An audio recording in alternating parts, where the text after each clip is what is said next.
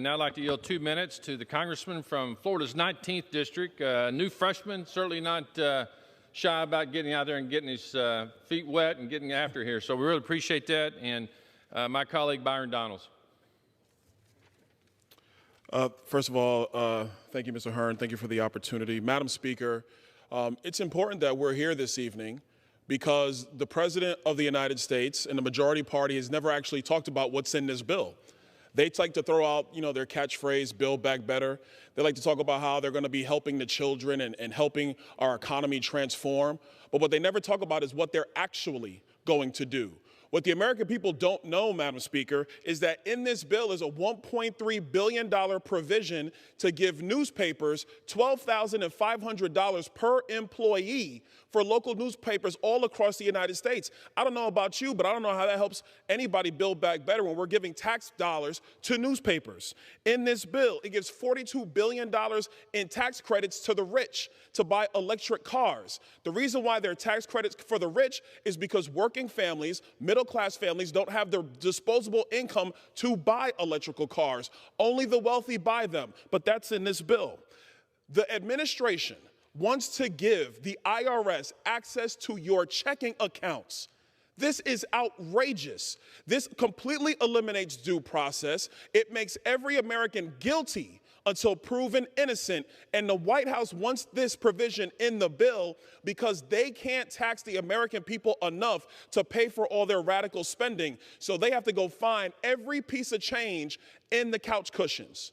The only time in American history we unleashed the IRS on checking accounts and on bank accounts was when we allowed for currency transaction reports to track drug cartels and businesses breaking the law from laundering money in the United States because of drugs and terrorism. That is when we unleashed currency transaction reports on transactions in the United States. It's never been done in any other time, but Joe Biden wants to do it to every American. And make no mistakes, America, it is to every American. In this bill, it raises taxes radically in our corporate sector, makes us the highest corporate tax income country in the world, higher than China. China, the country that is our economic rival, and it raises those taxes. It makes us less competitive, but that's supposed to help us build back better. And let's talk about spending. Because in this very bill, one of the key proponents that Joe Biden and the Democrats want is to expand and continue the child tax credit, which pays $300 per child. But what they'll never tell you is there is no provision in the bill to actually track based upon Social Security numbers to make sure that even if you're going to give a benefit, which, by the way, we should not give, that anybody in the United States can get it. And I stress anybody in the United States, because by the end of this year, there will be easily 2.3 to 2.5 million people who have crossed our borders illegally. This bill is a catastrophe. This bill spends far more money than we possibly have.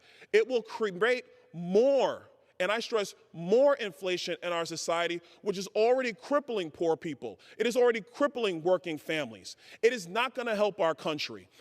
Back in February, when we told the administration do not extend federal unemployment benefits because it was going to pay people to stay home, Joe Biden said, no, it won't. Everything's going to be A-OK. Well, look at our economy today. Everything is not okay. Everything is screwed. And if we listen to Joe Biden, somebody who's never been right, somebody who's never had a job one day in his life, about what it's going to take to actually allow our economy to thrive and prosper, our country is going to see its last great days. Madam Speaker, the reason why you guys can't get the votes is because even Democrats in your own party realize how destructive this will be to the small business owners in their districts, how destructive this will be to the economic vitality of the people in their districts. You can't get the votes. It's time to stand down. This bill is a disaster, and I yield back.